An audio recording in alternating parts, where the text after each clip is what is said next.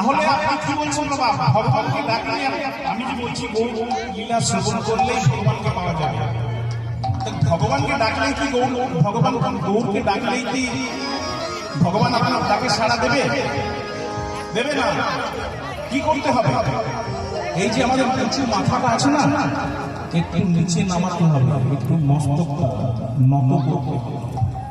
কথাগুলো যে ভালো করে শুনুন, যে নিচু না হয়ে উঁচুতে ওঠা যায় না।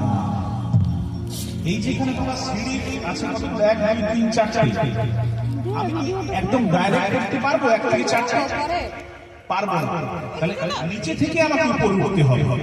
তদ্রূপ এই মস্তকটা একটু নিচে নামাতে হবে, নিজেকে ছোট হতে হবে। নিজে ছোট না হয়ে বড় হওয়া যায় না। আপনি যত চেষ্টা করেন নিজে ছোট না হলে বড় হতে পারবেন না। একটু নত হতে হবে। এই যে আছে এইটাকে পরিষ্কার করতে হবে, স্বচ্ছ হৃদয়টাকে স্বচ্ছ করতে হবে, নির্মল করতে হবে। একটু ছোট্ট উদাহরণ দিই বাবা। একদিন ভগবান শ্রীকৃষ্ণ